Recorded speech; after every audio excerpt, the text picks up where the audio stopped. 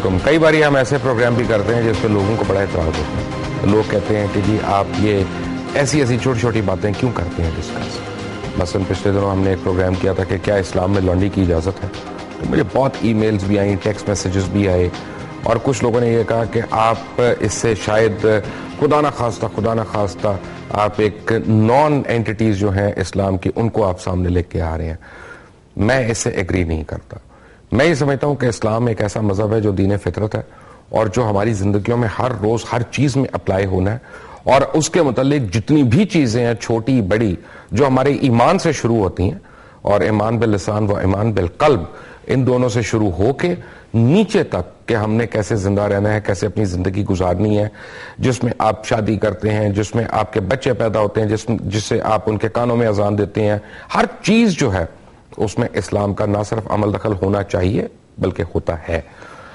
اب بات یہ ہے کہ کافی ایسی چیزیں ہیں جو آج کل نہ سکولز میں پڑھائی جاتی ہیں نہ کالجز میں, اور بڑی ان کے متعلق کنفیوژن بھی رہ جاتی ہے, اور بڑی ان کے متعلق جو ہے وہ کوئی ناپختہ قسم کی چیزیں بھی جو ہیں وہ بھی انسان کے ذہن میں رہ جاتی ہیں. میں تھوڑے دن پہلے ایک جگہ پہ بیٹھا ہوا تھا, وہاں پہ ایک بحث ہو رہی تھی کیفیٹیریا میں کہ اسلام جو ہے وہ عورت کو کیا حقوق دیتا ہے. وہ کسی نے کہا کہ جی وہ تو اس کو رائٹ ہی آدھا دیتا ہے, اس کی گواہی آدھی ہے, اس کو تو ڈیورس کا حق نہیں ہے. تو سڈنلی آئی ریئلائزڈ کہ یہ چیزیں بظاہر ہمیں بڑی سمپل لگتی ہیں, بظاہر ہمیں بڑی آسان لگتی ہیں, لیکن لوگوں کی زندگیاں جو ہیں اس سے آ کے افیکٹ ہو جاتی ہیں اگر ان کو پتہ نہ ہو کہ ان کا دین ان کو کس چیز کی اجازت دیتا ہے, کس چیز کی چھوٹ دیتا ہے, اور کس چیز سے پابند کرتا ہے. اس پروگرام میں ہم کوشش تو یہ کرتے رہیں گے کہ چھوٹے یا بڑے جیسے بھی بڑے بڑے مسائل ہوں جن میں اجتہاد کی ضرورت ہے, کیونکہ کئی ایسی چیزیں ہوتی ہیں جو وقت حاضر کے ساتھ ان کی شکلیں ان کے روپ بدل سکتے ہیں, بدلتے رہتے ہیں. مثلا میں آپ کو ایک بات بتاؤں کہ تصویر کشی کی ممانعت ہے اسلام میں, اس میں کوئی دو رائے نہیں ہے.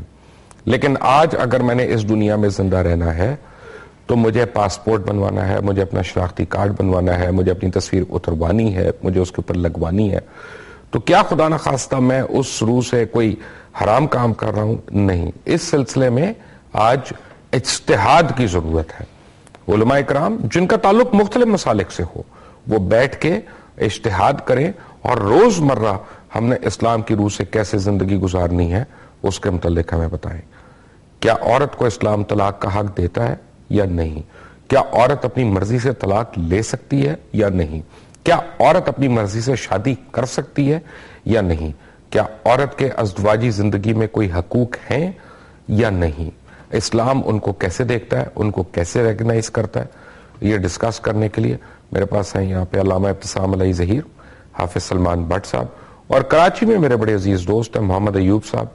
یہ ویسے تو ان کا تعلق کسی مذہبی جماعت سے نہیں ہے پر قرآنک اسکالر ہیں, اور آپ نے پہلے بھی ان کو میرے پروگرامز میں دیکھا ہوگا. آپ سب کا بہت بہت شکریہ. علامہ صاحب آپ میری تمہید سے اگری کرتے ہیں جو میں نے اتنی پہلے باندھی ہے؟ بالکل صحیح ہے تمہید آپ کی. اس میں تو کوئی دو رائے نہیں ہے کہ ہمارے اسکولوں میں مذہب نہیں پڑھایا جا رہا, ہمارے کالجوں میں نہیں پڑھایا جا رہا. دیکھیں یہ بنیادی طور پر بات ہے اگر مذہب کہیں تھوڑا بہت پڑھایا بھی جا رہا ہے تو اس کی اہمیت سیکنڈری لیول کے اوپر ہے. نہ تو اس کے مارکس اتنے ہیں, نہ اس کے اوپر فوکس اتنا کیا جاتا ہے, نہ اس کا سلیبس جو اتنے وسیع کینوس کے ساتھ ترتیب دیا جاتا ہے. میں یہ بات سمجھتا ہوں کہ مدارس کو اور کنٹمپریری اسکول کے ایک بہت بڑا گیپ موجود ہے. اس گیپ کو اس کو بریج اپ کرنے کی ضرورت ہے. کم از کم ایک بندے کو اتنا نالج تو ہونا چاہیے جو اس کے پرٹیکولر فیلڈ کے لیے ضروری ہے. میں یہ نہیں سمجھتا کہ ہر بندہ عالم دین بن سکتا ہے, جس کو بن جانا چاہیے, لیکن کوئی انجینئر, ڈاکٹر ہے, یا کوئی اگر کیپٹلسٹ ہے, یا کوئی بزنس مین ہے, تو کم از کم اس کو دین کا اتنا علم تو ہونا چاہیے جو اس کے شعبہ زندگی میں اس کی رہنمائی کرتا ہے. تو میں یہ بات سمجھتا ہوں یہ تبھی ممکن ہے جب ہم اپنے نصاب کا جائزہ لیں اور جو ایک گیپ اور برج موجود ہے اس کو اوور کم کرنے کی کوشش کریں. حافظ صاحب پہلے تو شروع کرتے ہیں, طلاق پہ بعد میں آئیں گے. کیا عورت کو اسلام اپنی مرضی کی شادی کرنے کا حق دیتا ہے, تو کن شرائط کے تحت دیتا ہے یا نہیں دیتا؟ فقہی مسئلے کے بارے میں آپ اگر علامہ صاحب سے پوچھیں تو یہ مجھ سے زیادہ بہتر رائے دے سکتے ہیں, لیکن میرا خیال یہ ہے کہ یہ جو شادی کا معاملہ ہے اس میں ایک چیز پیش نظر رہنی چاہیے کہ یہ عام طور پہ ہمارا تصور یہ ہے کہ دو افراد کے درمیان کوئی کانٹریکٹ ہے, تو یہ کوئی کانٹریکٹ ایکٹ کے تحت ہونے والا معاملہ نہیں ہے, یہ ایک ادارے کی ترتیب ہے, اور ادارہ خاندان ایک ادارے کے طور پر وجود میں آتا ہے اسلام کے تصور کے اعتبار سے. اور میں سمجھتا ہوں کہ جب ایک ادارہ وجود میں آ رہا ہو جس کے بعد اس میں اس خاندان اور اس ادارے کے بچے اور ان کی بھی جب تک وہ بالغ نہیں ہو جاتے ان کی نگہداشت اس ادارے کے 2 افراد کے ذمے ہو تو اس کو محض 2 افراد کے نہیں بلکہ اس 2 افراد کے خاندانوں کی مرضی بھی اس میں شامل ہونی چاہیے. تو اسلام نے ایک پابندی عائد کرتا ہے کہ عورت جو ہے اس کے ولی کی مرضی کے ساتھ اس کی شادی جو ہے وہ ہونی چاہیے. تو میں سمجھتا ہوں کہ یہ جو میں ایک بہت مختصر بہت بڑی بات لیکن مختصر انداز میں کہہ رہا ہوں کہ خاندان ایک ادارے کے طور پر اسلام لیتا ہے اور اس کے وجود میں آنے کے لیے محض 2 افراد کا ایک کانٹریکٹ ایکٹ جو ہمارے پڑھایا جاتا ہے لاء میں اس کے تحت یہ کانٹریکٹ ایکٹ نہیں ہے. یہ ایک خاندان کا وجود میں آنا 2 خاندانوں کا آپس میں ملنا اور آئندہ آنے والے اس خاندان کے افراد جو اس کانٹریکٹ کے وقت موجود نہیں ہیں ان کی بھی نگہداشت ان کے حقوق کو بھی شامل کرنا. یہ ایک وسیع منظر میں جو ہے وہ شادی آتی ہے نکاح آتا ہے اسلام کے اندر. اس لیے اس کو جو ہے عورت کے ولی کی مرضی اور اس کے خاندان کی مرضی ساتھ شامل کی. تو طے یہ پایا علامہ صاحب کہ اگر ولی نہیں ہے تو آج کل کے زمانے میں جس طرح لو میرجز ہوتی ہیں یا کورٹ میرجز جو ہوتی ہیں کیونکہ اس میں ولی نہیں ہوتا ہمارے فی الحال قانون میں کوئی مانے یا نہ مانے تو وہ غیر اسلامی ہو گئی غیر شرعی ہو گئی. دیکھیں اگر آپ مجھ سے پوائنٹ آف ویو لیں گے تو میں تو اس میں قرآن اور سنت کی جو رولنگ ہے ان کا باؤنڈ ہوں. قرآن کی رولنگ بالکل واضح اس مسئلے میں فن کی ہننا بیزنی اہل ہننا کے شادیاں اہل ہننا کی اجازت یا گارڈین کی اجازت کے ساتھ ہونی چاہیے. اور حدیث پاک بھی واضح ہے کہ لا نکاح الا بولی نکاح ولی کے بغیر نہیں ہوتا. تو حضرت رسول اللہ صلی اللہ علیہ وسلم سے استفسار کیا گیا کہ اگر ولی نہ ہو تو اس نکاح کی کیا آئینی اور شرعی حیثیت ہوگی. تو آقا علیہ السلام نے ارشاد فرمایا فنکاح ہوا باطل فنکاح ہوا باطل فنکاح ہوا باطل و نکاح باطل ہے باطل ہے باطل ہے. لیکن میں ایک چیز میں ضرور ایڈ کروں گا. اس کا مطلب یہ نہیں کہ عورت کو اپنی مرضی کے ساتھ شادی کرنے کا حق حاصل نہیں. یقیناً عورت کی مرضی کے خلاف شادی نہیں ہو سکتی. اس کے اندر ولی اور عورت کا اگر کمپرومائز کسی بھی اسٹیج کے اوپر جا کے ہو جاتا ہے عورت چنتی ہے ولی اس سے اگری کر جاتا ہے ولی چنتا ہے عورت کا کنسنٹ اس کے ساتھ مل جاتا ہے تو ایسی شادی میرے نزدیک جو ہے بالکل اسلامی شادی ہے اور اس کو غیر اسلامی نہیں کہا جا سکتا. یتیم ہے اس کے سلسلے میں ولی کون ہوگا؟ یتیم ہے تو اس کے سلسلے میں ظاہری بات ہے اس کا بڑا بھائی اس کا ولی ہو سکتا ہے اس کا چچا اس کا ولی ہو سکتا ہے اس کا ماموں اس کا ولی ہو سکتا ہے اس کا دادا اس کا ولی ہو سکتا ہے. ہمارے پاس ایسی بڑی فیملیز ہیں فیملی سنی لوگ ہیں جیسے بنگلہ دیش سے لوگ آئے ہوئے ہیں جیسے بہاری لوگ آئے ہوئے ہیں ان کا تو کوئی بھی نہیں ہونا. ظاہری بات ہے اس صورت میں نبی علیہ السلام نے یہ بھی ہمیں بالکل بات واضح کر دی ہے کہ جس کا کوئی ولی نہیں ہے حاکم وقت اس کا ولی ہے. یعنی اسٹیٹ اس کو اون کر سکتی ہے ریاست کے جو ادارے ہیں کسی بھی علاقے پھر کورٹ آ جائے گا پھر کورٹ آئے گا بالکل اس صورت میں کورٹ ضرور آئے گا جس وقت ولی سرے صحیح موجود نہ ہو. لیکن اگر ولی کا کوئی قرب و جوار کا وجود نظر آتا ہے تو اس کے اندر پھر اسٹیٹ کو جو ہے نا انٹرفیئر کرنے کی اجازت نہیں دی جا سکتی. ایوب صاحب آپ کے یعنی رائے میں عورت کو اپنی مرضی سے شادی کرنے کا حق ہے کہ نہیں؟ سب سے پہلے تو میں قرآن مجید کی ایک آیت ہے سورہ بنی اسرائیل 17 آیت نمبر 89 پڑھوں گا. اعوذ باللہ من الشیطان الرجیم بسم اللہ الرحمن الرحیم وَلَقَدْ صَرَّفْنَا لِلنَّاسِ فِي هَذَا الْقُرْآنِ مِنْ كُلِّ مَثَلٍ فَأَبَى أَكْثَرُ النَّاسِ إِلَّا كُفُورًا. اللہ تعالیٰ فرماتے ہیں اور بے شک ہم نے اس قرآن میں ہر مثال بیان کی ہے پھر بھی اکثریت انسانیت کے کفر کرتی ہے. یعنی اس سے یہ بات پتہ چل گئی کہ قرآن مجید میں ہر مثال موجود ہے. اب ہمیں یہ دیکھنا ہوگا کہ قرآن مجید میں عورت اور مرد کو اللہ تعالیٰ نے کیا ڈیفائن کیا ہے. قرآن مجید کے اندر عورت کو اور مرد کو فزیکلی اللہ تعالیٰ نے فیمنن اور میسکولن بنایا ہے. اسی طرح سے قرآن مجید میں مذکر اور مؤنث اللہ تعالیٰ نے نفسیات کو بھی بنایا ہے. یعنی عورت کی جو نفسیات ہے وہ فیمنن ہے اور مرد کی جو نفسیات ہے وہ میسکولن ہے. اور ان دونوں کو اللہ تعالیٰ نے علیحدہ علیحدہ ڈیفائن کیا ہے. اور جو قرآن مجید کے حساب سے نفسیات کو نہیں سمجھ رہے کہ عورت کی فیمنن نفس ہے اور مرد کی میسکولن نفس ہے وہ ان دونوں کے برابری کے چکر میں پڑے ہوئے ہیں. جبکہ یہ دونوں اللہ تعالیٰ نے الگ ایک باقاعدہ سیپریٹ ان کو ڈیفائن کیا ہے. اور یہی وجہ ہے کہ مرد کو اللہ تعالیٰ نے بالکل فزیکلی اور سائیکولوجیکلی ڈیفرنٹ بنایا ہے اور اس کی جو ڈیوٹیز ہیں قرآن مجید میں وہ ڈیفرنٹ ہیں. اس وجہ سے ان دونوں کو آپ کبھی بھی کمپیئر نہیں کر سکتے. یہ دونوں الگ الگ آئیڈینٹی ہیں. اب قرآن مجید میں اگر آپ دیکھیں گے اللہ تعالیٰ نے مرد کو جو ڈیفائن کیا الرجال قوامون علی النساء بما فضل اللہ بعضهم علی بعض وبما انفقوا من اموالهم. اللہ تعالیٰ نے مرد کو ڈیفائن کیا سورہ نساء 4 آیت نمبر 34 میں کہ خاص مرد جو ہیں وہ سٹینڈ لیتے ہیں عورتوں کے اوپر بما فضل اللہ بعضهم علی بعض، جو بعض کو بعض پر اللہ نے فضیلت دی ہے، وانفقوا من اموالہم، وہ جو اپنے مالوں میں سے خرچ کرتے ہیں، فالصالحات قانتات حافظات للغیب بما حفظ اللہ، بس صالح عورت، قانتات فرما بردار عورت، اور حافظات حفاظت کرنے والی عورت، اللہ تعالیٰ نے اس کو ڈیفائن کیا. یعنی مرد اور عورت کو اللہ تعالیٰ نے اس آیت میں دو الگ الگ آئیڈینٹی ڈیفائن کیا. مرد جو ہے وہ خرچ کرتا ہے عورت پہ، اور عورت جو ہے اس پہ خرچ ہوتا ہے. یہی آپ دیکھیے گا کہ جب ہم شادی کرتے ہیں تو عورت جو ہے وہ ہمارے گھر میں آتی ہے، مرد عورت کے گھر نہیں جا رہا ہے جرنلی. اور اسی وجہ سے آپ دیکھیں کہ مرد کما کے اس کو دیتا ہے اور مرد مہر دیتا ہے، مرد مہر لیتا نہیں ہے. اور عورت کو قرآن مجید میں سورہ آل عمران 3 آیت نمبر 14 میں اللہ تعالیٰ نے فرمایا زُيِّنَ لِلنَّاسِ حُبُّ الشَّهَوَاتِ مِنَ النِّسَاءِ، اور زینت دیا عورت کو اللہ تعالیٰ نے خواہشات کی محبت عورتوں سے. مردوں سے پورے قرآن مجید میں خواہشات کی محبت نہیں لکھا. تو اللہ تعالیٰ نے ان دونوں آئیڈینٹی کو الگ الگ رکھا ہوا ہے.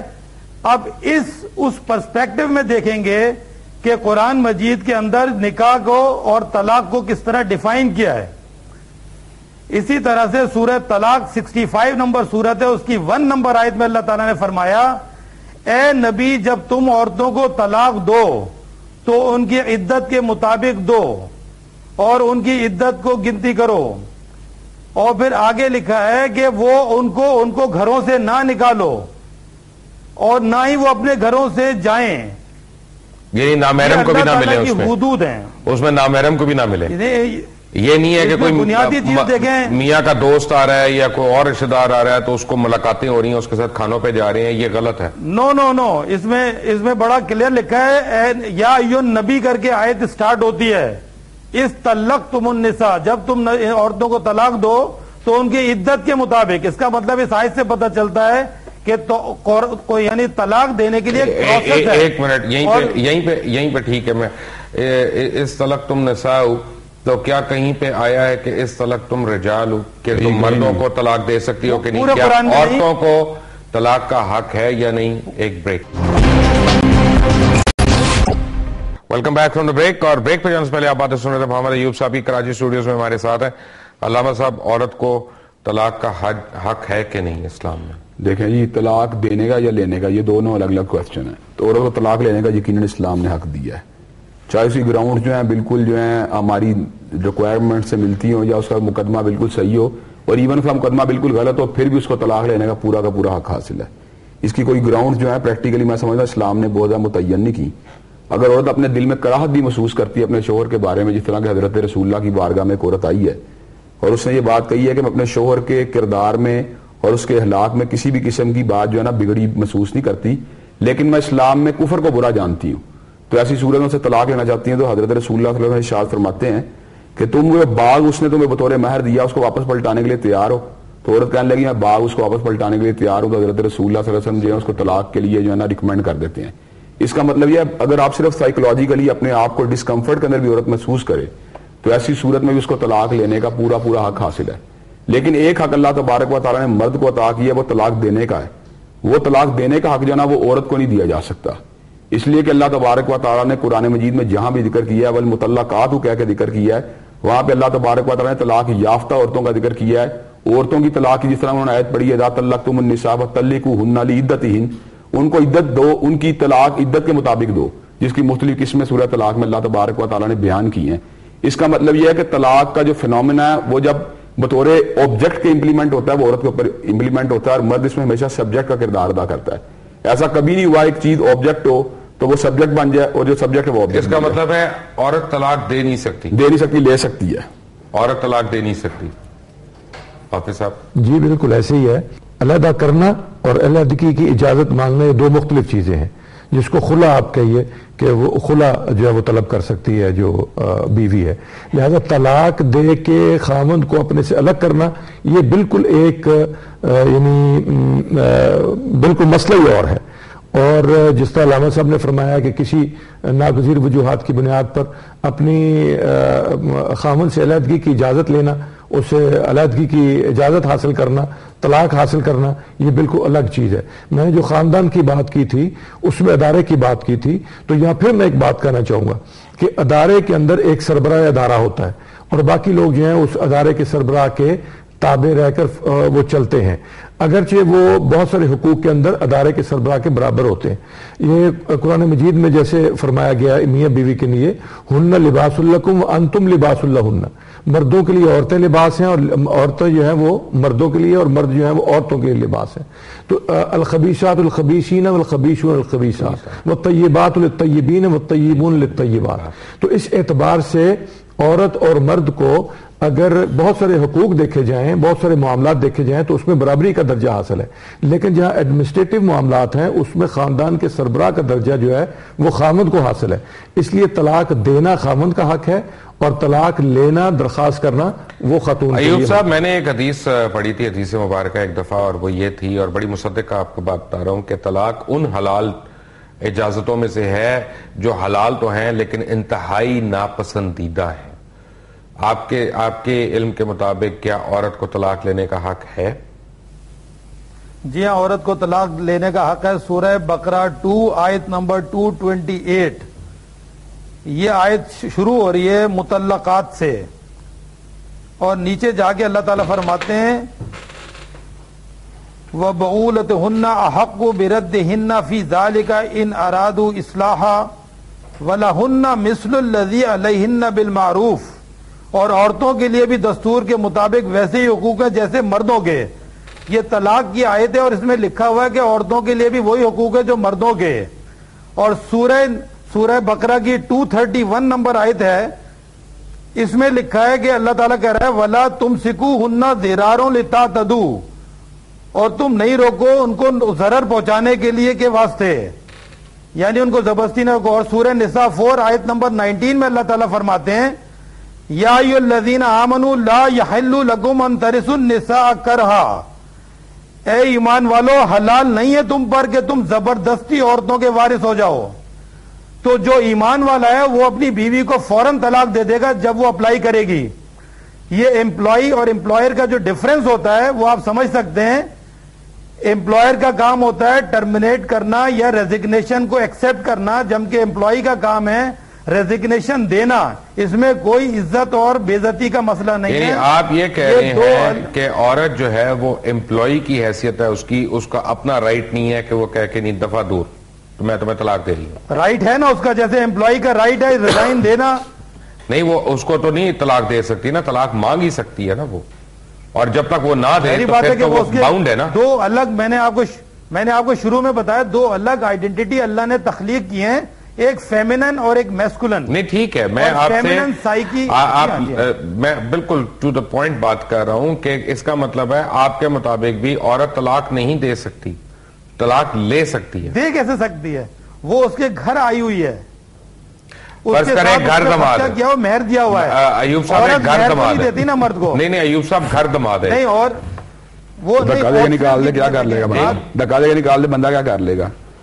طلاق کے بغیر بھی نکال سکتی ہے، کون سا مسئلہ ہے؟ پتہ چلے کتنی صحت مند ہے ایتے اور تو ڈیپینڈ کرتا ہے نا. نہیں لیکن سیریسلی نہیں دیکھیے چھوٹا ایک میں ضرور ایڈ کروں گا. امپلائی امپلائر کی مثال کو اتنی بہتر نہیں، ایسوسیٹ کی مثال دے دیں. میں کو ایسوسیٹ کی مثال دینا چاہوں گا، پارٹنر ہے اس کی لیکن اس میں ایسوسیشن کا اسسٹنٹ کا کردار ادا کر رہی ہے. تو یہ مثال قدر بہتر اس لیے لگتی ہے کہ اس میں اللہ نے یہ کہا بھی ہے وَلَهُنَّ مِثْلُ الَّذِي عَلَيْهِنَّ بِالْمَعْرُوفِ وَلِلرِّجَالِ عَلَيْهِنَّ دَرَجَةٌ. اچھا، میں ایک بات کرنا چاہتا ہوں اور مجھے پتا ہے کہ بہت سی ہماری خواتین ویورز جو ہے نا مجھے اس بات پہ شاید آج برا سمجھیں، لیکن ایک میں نے اپنی مشاہدے کی بات کر رہا ہوں وہ میں کر رہا ہوں کہ جب بات ہوتی ہے نا برابری کی تو مجھے کئی بار لگتا ہے کہ عورت برابر نہیں ہے مرد کی. میں اپنی دنیاوی زندگی کی بات کر رہا ہوں. مثلا عورتوں کو میں نے دیکھا اپنے بچوں کو جب وہ پڑھ نہیں رہے ہوتے تو وہ اپنا باقاعدہ کوس رہی ہوتی ہیں کہ وہ مر جائیں، وہ ٹوٹ پہ نہیں آتے، وہ ہے. اور جیسے ہی اپنا وہ باپ آتا ہے اسے سکوٹ بھی پڑھواتی ہے، سب کچھ کرتی ہے، اور رات کو خود اس کے لیے مرہم کر رہی ہوتی ہے اور پھر اس کی زندگی کے لیے دعائیں بھی مانگ رہی ہوتی ہیں. تو ایموشنلی عورت جو ہے وہ بڑی ایکسٹریمز پہ چلی جاتی ہے. یہ بات آپ کی بالکل بجائے, اور میں آپ کو یہ بتاؤں, اگر طلاق کی چابی اس کے ہاتھ میں دے دیا ہے, شاید جو ہے نا گھر اتنے مینٹین نہ ہو سکے جتنا مرد کے ہاتھ میں چابی دینے سے ہے. مرد تھوڑا ہوتا ہے, ہارڈ لائنر بھی ہوتا ہے, اس کی قوت فیصلہ پاور بھی اس میں زیادہ ہوتی ہے ڈیسیجن لینے کی. اسی لیے انبیاء کرام صرف مرد آئے ہیں, کوئی عورت نہیں آئی. ایک نے بننے کی کوشش کی تھی, مرتد ہو گئی تھی, تو بعد میں قتل کر دیا گیا تھا. آپ کو پتہ ہے اسلام میں مرتد کی سزا قتل ہے. بہرحال وہ ایک الگ ڈیبیٹ ہے. تو میں یہ بات بنیادی طور پہ کہنا چاہ رہا ہوں کہ عورت کے اندر جو ایکسٹریمزم پایا جاتا ہے نا عورت میں, بیسیکلی اس ایکسٹریمزم کا تقاضا جو ہے نا بیسیکلی یہ ہے کہ اس کے ہاتھ میں یہ چابی نہ دی جائے. اگر اس کے ہاتھ میں چابی دے دی گئی, وہ تو ہر دوسرے دن بھی کہہ سکتی ہے کوئی مسئلہ مجھے چھوڑ دو. اگر یہی اس کو مل جائے ڈیسیجن لینے والی بات, اور 2 دن بعد اس نے معافی بھی مانگ لینی ہے, اور اسے راضی بھی ہو جانا ہے. جب اسے راضی بھی ہو جانا, اس کا مطلب ہے مرد ایموشنلی جو ہے نا اسٹیبل زیادہ ہے. سو میں یہ کہہ سکتا ہوں حافظ صاحب کہ اسلام بیسیکلی, چاہے کسی کو اچھا لگے یا برا لگے, میں سوال بالکل کلیئر ہو کے کر رہا ہوں کہ میل ڈومینیٹڈ ہے. جی نہیں, دیکھیے اصل میں یہ جو شادی کا معاملہ ہے, اب دیکھیے میں اس میں آپ کے سوال کے عورت امامت نہیں کر سکتی, میں عرض کرتا ہوں, عورت خلافت نہیں کر سکتی, جی, عورت طلاق دے نہیں سکتی, عورت جو ہے وہ اس کی گواہی بھی آدھی. تو دیکھیے یہ جو ہے نا, یہ میں پھر اسی طرف آؤں گا کہ یہ ادارہ ہے, یعنی خلافت بھی ایک ادارہ ہے اور نماز کی امامت بھی ایک ادارہ ہے. اداروں کی سربراہی, اداروں کا جو ایک تعین ہے, اس کا طریقہ کار ہے, اس کے فرائض کی ادائیگی ہے, اس اداروں کے سربراہ کی کچھ ذمہ داریاں ہیں. وہ اللہ تعالیٰ نے ادارے کی ذمہ داریوں کو, فرائض کو ادا کرنے کے لیے مرد کو کچھ جو ہے وہ صلاحیتیں دے رکھی ہیں. دوسری طرف اس ادارے کو چلانے کے لیے, اس کو سموتھلی لے کر چلنے کے لیے کچھ خواتین کو صلاحیتیں دے رکھی ہیں. اب رسول اللہ صلی اللہ علیہ وسلم کے پاس ایک صحابی آئے, انہوں نے عرض کی کہ مجھے آپ یہ فرمائیے کہ میں اللہ کو راضی کرنے کے لیے کیا خدمت سر انجام دوں, کیا کام کروں. تو آپ صلی اللہ علیہ وسلم نے فرمایا کہ تم جاؤ اور اپنی ماں کی جا کر ان کی خدمت کرو. 3 بار یہی کہا, 3 دفعہ یہ کہا, اور چوتھی دفعہ جب انہوں نے پوچھا تو پھر رسول اللہ صلی اللہ علیہ وسلم نے کہا اپنے باپ کی خدمت کرو. یعنی اگر خدمت کے اعتبار سے اب دیکھا جائے تو ماں کو 3 درجے فضیلت ہے. لیکن یہ بھی تو ہے نا کہ باپ کی بددعا پہلے لگتی ہے. میں یہی کہہ رہا ہوں کہ ماں تو ایموشنل ہو کے بھی دے دیتی ہے. میں یہی کہہ رہا ہوں کہ دیکھیے یہ جو ادارے ہیں نا, یہ خاندان بھی, میں نے شروع میں کہا کہ خاندان بھی ایک ادارہ ہے. خاندان کے ادارے کا سربراہ آپ دیکھ لیجئے, اس پہ غور کر لیجئے کہ کیا عورت کو بنانے سے وہ خاندان چل سکے گا, مرد کو بنانے سے وہ چل سکتا ہے, کس کو بنانے سے. تو میں آتا ہوں اس بات پہ. حافظ سلمان بٹ صاحب ہیں, علامہ ابتسام علیہ ظہیر ہیں, اور محمد ایوب صاحب ہیں. Welcome back to the after break. Take a break. Welcome back from the break. اور بریک پہ جانے سے پہلے آپ باتیں سن رہے تھے علامہ ابتسام علیہ ظہیر کی اور حافظ سلمان بٹ صاحب کی, ان کے ساتھ بیٹھے ہیں محمد ایوب صاحب. بات پتہ ہے کیا بات, میں let me come back to the question of the day. اصل میں 2 چیزیں ہو رہی ہیں ہمارے ملک میں, حالانکہ اسلامی ریاست ہے, بلکہ میں تو یہ کہوں گا, اور میری بات کا برا نہ منائیں صدر زرداری صاحب یا وزیر اعظم گیلانی صاحب, کہ سو کالڈ اسلامی ریاست ہے. ہم لوگ اسلامی ریاست نہیں ہے حقیقی معنوں میں. یہ تو بات ٹھیک ہے آپ کی, جی بالکل ٹھیک ہے آپ کی بات. اور ہم پریٹینڈ کرتے ہیں کہ سو کالڈ بھی نہیں ہے, مسلم ریاست ہے. سیدھی بات ہے بشر بھائی, یہ مسلم ریاست, اسلامی ریاست ہے ہی نہیں. کیونکہ ہم لوگ نعرے بڑے مارتے ہیں, ہم لوگ پریٹینڈ بڑا کرتے ہیں, لیکن ہمارے کورٹس میں بغیر وکیلوں کے شادیاں ہو رہی ہیں, اور جبری طور پہ, یعنی جبکہ پتہ بھی ہوتا ہے کہ وکیل حیات بھی ہے, اور کیونکہ اس کے خلاف ہے تو اس کے باوجود ہو رہی ہیں. اچھا, اس کے بعد پورا نظام ہمارا سودی نظام چل رہا ہے, اس کے اوپر کوئی محنت نہیں کر رہا کہ کس طرح اس سے نجات پائی جائے یا نہیں پائی جائے. میں اس کے فائدہ نقصان میں نہیں جا رہا, میں یہ کہہ رہا ہوں کہ یہ غیر اسلامی فعل ہے, اور کون اس کا متبادل دے گا, یا تو جو اس کا ایکسپرٹ ہے وہی دے سکتا ہے, میں نہیں ہوں. اسی طرح عورتوں کے حقوق کے اوپر یہاں پہ بڑی بحث ہوتی ہے کہ کیا عورت سربراہ مملکت بن سکتی ہے یا نہیں بن سکتی اسلامی طور پہ. کیا عورت ہر وہ کام کہتے ہیں جی کر سکتی ہے جو مرد کر سکتا ہے, تو پھر اس کو رائٹس کیوں کم ہو. ایوب صاحب, عورت کو طلاق دینے کا حق کیوں نہیں ہے, صرف لینے کا یعنی مانگنے کا کیوں ہے؟ کیونکہ وہ مہر لیتی ہے, دیتی نہیں ہے. اس وجہ سے وہ, جب آپ دیکھیں قرآن میں پوری ہر جگہ پہ اجرت دینے کا لکھا ہے, اجور ان کے دے دو, اور اللہ تعالیٰ کہہ رہا ہے ان کے اوپر خرچ کرو. تو کبھی کسی نے یہ نہیں پوچھا کہ عورت کو خرچ کرنے کا حکم کیوں نہیں آیا اور مہر دینے کا حکم کیوں نہیں آ رہا. اس کا مطلب ہے کہ اگر ایک ورکنگ عورت ہو, ایوب صاحب ورکنگ عورت ہو, آپ سے زیادہ کما رہی ہو, پھر اس کا جواب میں سچویشن ڈفرنٹ ہے, اس کا جواب میں یہ دیتا ہوں. ایکسیپشنل کیسز ہیں. جی میں ایک آپ جنرل بات کر رہے ہیں پہلے. جی ہاں دیکھیں جی بات یہ ہے اللہ نے جہاں یہ بات کی نا رجال قوامون علی النساء بما فضل اللہ بعضهم علی بعض وبما انفقوا من اموالهم کا اللہ نے ذکر کیا کہ مرد کی ڈومینیشن کے ریزن دو ہیں. پہلی ریزن تقدیری ہے کہ اللہ نے اس کو ڈومینیٹ کر ہی دیا, بطور کریشن ڈومینیٹ کر دیا, اور دوسری ریزن یہ ہے کہ وہ اپنا پیسہ خرچ کرتا ہے. اب دوسری ریزن اگر نہ بھی موجود ہو, جو پہلی ریزن تقدیری ہے نا بما فضل اللہ بعضهم علی بعض, کیونکہ سپریمیسی نیچر نے دے دی ہے, تو جو ڈیوائن سپریمیسی ہے وہ برقرار رہے گی, وہ افیکٹ نہیں ہو سکتی. یہ تو قرآن جی انڈیکیٹ کر رہا ہے بات کو. جی آپ صاحب اس میں دیکھیے گزارش یہ ہے, علامہ صاحب جو بات کہہ رہے ہیں اسی کو میں آگے بڑھانا چاہتا ہوں کہ اللہ تعالیٰ نے ایک نیچرل, اور ایوب صاحب بھی بات کر رہے ہیں, نیچرلی عورت اور مرد کو فزیکل سٹرینتھ کے اعتبار سے فرق رکھا ہے. آپ دیکھیے کہ پوری دنیا کے اندر یہ بات چل رہی ہے کہ برابر برابر برابر حقوق حقوق حقوق. آخر یہ دنیا کے اندر جو سپورٹس ہیں یہ مرد اور عورت کی پھر کیوں اکٹھی نہیں ہوتی؟ یہ فٹ بال کا ورلڈ کپ ہے, یہ ہاکی کا ورلڈ کپ ہے, یہ ایتھلیٹکس ہو رہی ہے, سوئمنگ ہو رہی ہے, عورتوں کے الگ اور مردوں کے الگ کیوں ہو رہی ہے؟ دنیا ایکسپٹ کرتی ہے اس بات کو کہ سوئمنگ کے اندر اگر عورت اور مرد کریں گے تو عورت ہی جیتے گا, کیونکہ وہ مرد ہی جیتے گا کیونکہ وہ اسٹرانگ ہے. ایتھلیٹکس میں اگر عورت اور مرد کٹھا بھاگے گے تو ٹینس میں, ہاکی میں, ہاکی میں, فٹ بال میں. تو یہ دنیا انڈر پاکستان کی ٹیم کھیل رہی ہو, اس پہ کوشچن مارک رہے تھے آپ اپنی فٹ بال ٹیم کو عورتوں کی ٹیم سے نہ کھلائیے گا, بڑی مار پڑے گی, آپ کو بتا رہا ہوں. تو یہ تو ایک ٹیکنیکل ریزن کی وجہ سے. یہ ایوب صاحب جی.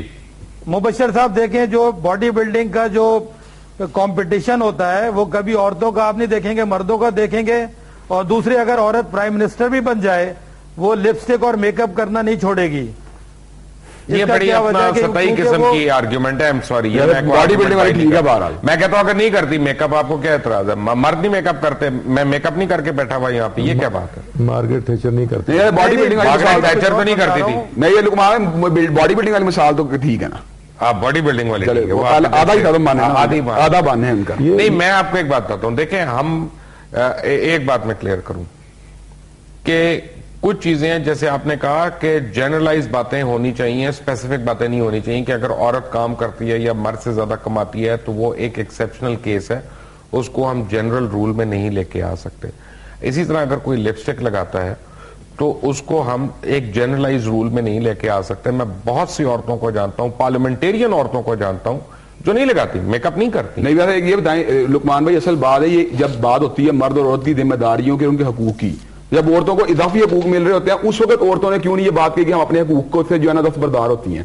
جب سارا گھر کا خرچہ مرد چلا رہا ہوتا ہے, جب پورے کنبے کی کفالت مرد کر رہا ہوتا ہے, جب دن رات جو بازار سے چیزیں خرید کے مرد لا رہا ہوتا ہے, اس وقت عورت نے کبھی نہیں کہا اس مسئلے میں مجھے مساوات چاہیے, تم کیوں خرچہ کرتے ہو, میں خرچہ کرنے کے لیے تیار ہوں. لیکن جب اس کی اپنے اضافی رائٹس حاصل کرنے کی بات آتی ہے تو مرد سے وہ چیزیں بھی سنیچ کر لینا چاہتی ہے جو مرد کو اللہ نے تھوڑے بہت دی. یہاں پہ پتہ ہے کیا ہونا ہے, مجھے پتا ہے جب یہ پروگرام چل رہا ہونا نا تو اپنا ہیومن رائٹ ایکٹیوسٹ نے اٹھ کے یہ کہہ دینا کہ 4 بد شکل سے مرد جو ہے نا یہ اٹھ کے عورتوں کو رگڑا لگا رہی ہیں. اس بات پہ نہیں, ایسی بات نہیں ہے. میں دیکھیں, ایک بات ہے ماں کا مقام باپ سے زیادہ ہے کہ نہیں, یہ تو کنڈسٹوڈ بات ہے, ماں کا مقام باپ سے زیادہ ہے. پھر سمجھنے کی بات یہ ہے کہ ماں باپ دونوں کی برابر. رشتوں کی حرمت الگ چیز ہے, رشتوں کی حرمت, مرد اور عورت کی جو جنسیت ہے وہ الگ, وہ انسٹیٹیوشن ہے میاں بیوی کا. جی, میاں بیوی کا انسٹیٹیوشن کی پوزیشن ہوگا. جی مبشر صاحب, میں ایوب صاحب آتا ہوں, بریک کے بعد آپ کے پاس آتا ہوں. محمد ایوب صاحب ہیں, حافظ سلمان بٹ صاحب ہیں, علامہ ابتسام علیہ ظہیر ہیں. آپ break take break. Welcome back. جی ایوب صاحب, بریک پہ جانے سے پہلے آپ کی بات کو میں نے کاٹا تھا. جی دیکھیں, جو جوڑا ہوتا ہے نا پیئر, اس کے لیے ضروری ہے کہ میسکولن اور فیمینن ہو, اور اگر وہ وائف جو ہے وہ میسکولن بن جائے گی سارے سیم آپ جو کہنا چاہ رہے ہیں, تو کبھی بھی ان کی پیئرنگ نہیں چل سکتی. یہ اللہ تعالیٰ نے دونوں کو جو سائیکولوجیکلی فیمینن اور میسکولن بنایا, اسی وجہ سے جوڑا بنتا ہے. ویسے یہ ڈومینیشن جانوروں میں پائی جاتی ہے, نیچر کے دوسری چیزوں میں ایگزیبٹ ہوتی ہے. اگر آپ دیکھنا چاہیں آپ کو ملے گی, مظاہر فطرت میں ہے یہ ڈومینیشن. اس میں دیکھیے گزارش یہ ہے, میں نے پہلے بھی عرض کیا کہ یہ دو, ویسے جانوروں میں شیرنی شکار کرتی ہے, شیر نہیں کرتا, تو وہ بھی ڈومینیشن والی بات آ گئی ہے. وہ بالکل ڈومینیشن ہے, وہ شیر کی نا ڈومینیشن ہے. ایک شیر کئی شیرنیوں کے ساتھ گھوم رہا ہوتا ہے. یہ جو پولی گیمی شیر کو بھی حاصل ہے جو کہ مردوں کو حاصل نہیں یہاں کے.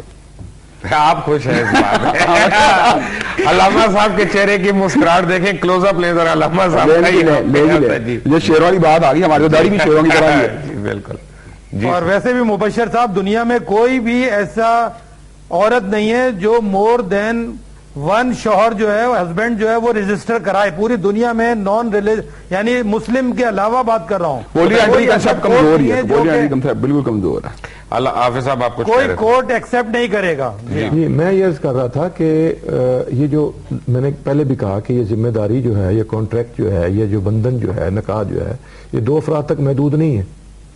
اس نے 2 افراد نے, آپ نے جو بات کی کہ وہ کمانے والے, دونوں کمانے والے بھی ہو سکتے ہیں, ممکن ہے بیوی جو ہے وہ 2% زیادہ کما رہی ہو اپنے خاوند کے نسبتاً, لیکن آپ دیکھیے کہ جو ان کے دونوں کے نکاح کے بنیاد پر جو بچے پیدا ہونے ہیں, ان بچوں کو سنبھالنے کی, ان بچوں کو جو اٹھانے کی گود میں, ان کو دودھ پلانے کی, ان کو پرورش کرنے کی جو ذمہ داری ماں کے نیچرلی جو اس کے اوپر آئی ہے, وہ باپ کے اوپر نہیں ہے.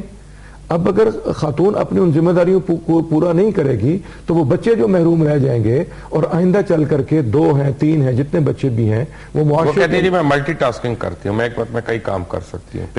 یہ ٹھیک ہے, میں یہی کہہ رہا ہوں نا جی, لیکن پھر خاتون یہ تو نہیں کہہ سکتی ایک بچہ تو میں نے پیدا کر لیا, دوسرا بچہ کام کر رہا ہے.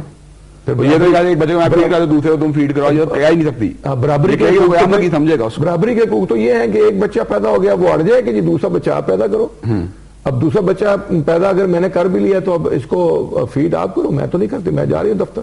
تو یہ نیچرل جو چیزیں ہیں, خاندان نے جب چلنا ہے تو کچھ چیزیں جو ہے نیچر کے مطابق ان کو لے کر چلنا ہے خاندان کے. ایوب صاحب, اگر میں ایک بات کہوں تو مجھے بتائیں کیا میں صحیح ہوں گا اس بات میں کہ اسلام واحد مذہب ہے جو عورتوں کو کسی بھی مذہب کے مقابلے میں بہت زیادہ رائٹس دیتا ہے کافی معاملات میں؟ بالکل دیتا ہے, کیونکہ سورہ نور کے اندر ایک ایسا رائٹ اللہ تعالیٰ نے دیا ہے عورت کو کہ جو اکیلی عورت کی گواہی کو ایکسپٹ کیا ہے. اور یہ پروپیگنڈا جو ہے عورتوں کے بارے میں کہ عورتوں کی گواہی ایکسپٹیبل نہیں ہے, سورہ نور میں جب ایک شوہر اپنی بیوی پہ الزام لگائے گا تو اللہ تعالیٰ نے اس شوہر کی جو اس نے قسم کھائی ہے اس کے اگینسٹ عورت اگر کہہ دے گی کہ نہیں یہ میں سچی ہوں اور میرا شوہر جھوٹا ہے, تو اللہ تعالیٰ نے اس کے گناہ اس کو معاف کیا ہے. سورہ نور لیگل اس کے اوپر نہیں کوئی گرفت ہو سکتی, قسم کھانے کے بعد وہ لیگل گرفت سے بالکل مطلب ہو گیا کہ عورت کو اس جگہ پہ رائٹ دے رہا ہے اللہ تعالیٰ جس جگہ پہ اس کو پروٹیکشن چاہیے. رائٹ. محمد ایوب صاحب آپ کا, علامہ ابتسام علیہ ظہیر صاحب آپ کا, حافظ سلمان بٹ صاحب آپ دونوں کا بہت بہت شکریہ.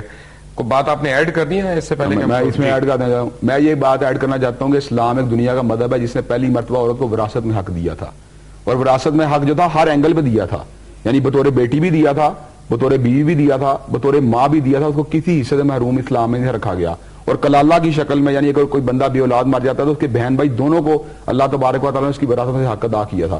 اس کے بعد پھر عورت کو زندہ رہنے کا حق دیا, کاروبار کرنے کا حق دیا, اس کے بعد عورت کو بقایا طور پر بزنس کرنے کا حق دیا. یہ تمام کے تمام حقوق اللہ خدیجہ الکبریٰ بزنس کرتی تھی, اور اللہ تبارک و تعالیٰ کے حبیب علیہ السلام کے بارے میں جو آیت آئی ہے, الم جدید کا یتیمن ووجدہ کا عائلن فاغنا, کہ آپ غریب تھے تو آپ امیر ہو گئے. تو کئی مفسرین نے کہا اے بھی مال حدیجہ, یعنی مال حدیجہ کے ذریعے حضور علیہ السلام غنی ہو گئے تھے. میرا خیال ہے اس میں ایک بڑی امپورٹنٹ بات ہے. ایک منٹ جی, ایک بات یہ میں ایڈ کر دوں اس میں کہ جو اللہ تعالیٰ نے وہ عورت جس کا شوہر کی ڈیتھ ہو جائے, اس عورت کو اللہ تعالیٰ نے رائٹ دیا ہے کہ وہ ڈائریکٹ کسی بھی مرد سے نکاح کر سکتی ہے اپنی چوائس کے, اس کو 1/8 اس کی پراپرٹی میں سے بھی شیئر مل رہا ہے. 1/8 وہ یہ بات کہنا چاہ رہے ہیں, ولی کی اس کے مقابلے جو کنڈیشن ہے وہ کمزور پڑ جاتی ہے. بالکل صحیح بات ہے. ٹھیک ہے ایوب صاحب, آپ کا بھی بہت بہت شکریہ, کمزور پڑ جاتی ہے. آپ دونوں حضرات کا بہت بہت شکریہ. اصل میں چلتے چلتے ایک بات صرف کہوں گا کہ, اور میں بڑا کلیئر ہوں, چاہے میری بات کسی کو اچھی لگے یا اچھی نہ لگے, کہ چاہے علامہ ابتسام علی ظہیر صاحب ہوں یا حافظ سلمان بٹ صاحب ہوں یا کوئی اور صاحب ہوں, کوئی بھی فائنل مہر نہیں ہے. اسلام جو ہے نا, یہ آپ کا ہمارا سب کا فرض ہے کہ ہم اس کو ایکسپلور کریں, ہم اس کو اسٹڈی کریں, ہم اس کو اپنی عقل کے مطابق سمجھیں. کہیں پہ رکاوٹ آ جاتی ہے تو اپنے سے بہتر آدمی کے پاس ضرور جائیں, اس سے رہنمائی ضرور حاصل کریں, وہ جو گنجلیں ہیں ان کو سلجھائیں. لیکن اگر آپ نے گھر بیٹھ کے, جیسے کوئی مر گیا اور آپ صرف مسجد کے مولوی کے اوپر آپ ڈیپینڈنٹ ہے کہ وہ آئے گا اور وہ بتائے گا کہ غسل کیسے دینا ہے, نماز جنازہ کیسے پڑھنی ہے, یا بعد میں دعا کیا پڑھنی ہے, تو پھر آپ میرا خیال ہے ایک لوزر ہیں, آپ اس میں وہ بازی ہار رہے ہیں زندگی کی. کیونکہ یہ چیزیں جو ہیں یہ مخصوص لوگوں کو نہیں, ہر مسلمان کو پتہ ہونی چاہیے کہ اس نے اپنی روزمرہ کی زندگی, جیسے میں نے کہا, کہ کس طرح کے احکامات سے گزارنی ہے. اور اگر کبھی ایسا کویشچن ہو تو میں آپ سے ایک ریکویسٹ کروں گا کہ میں نے پچھلے دنوں میں چیز آبزرو کی ہے کہ پلیز انٹرنیٹ سے مت فتوے لیں, کیونکہ جس کا دل کرتا ہے وہ انٹرنیٹ پہ مفتی بنا ہے. میں نے تقریباً پچھلے چند دنوں میں ایکسپلور کیا تو گوگل کے اوپر صرف 35 لاکھ کے قریب فتوے موجود ہیں. دس از ناٹ پاسبل. فتویٰ دینے کے لیے ضروری ہے انسان کا علم بھی, اس کی تحقیق اور اس کی اجتہادی مہم جو اس کے اندر پوری ایک شامل ہے, وہ پورے کا پورا اس فتوے میں آتا ہے. مثلا میں اگر آج بیٹھ کے انٹرنیٹ پہ کہہ دوں کہ مولانا مبشر لقمان نے یہ کہہ دیا کہ جی عورت کو حق ہے وہ خود سے طلاق دے دے, تو اس سے وہ جائز نہیں ہو جاتا. ہم پڑھیں چیز کو, سوال اگر ہمارے ذہن میں اٹھتا ہے پھر قرآن و حدیث کی روح میں اس کی تحقیق کریں. Only then we can apply it on ourselves. Until the next time, Allah Hafiz.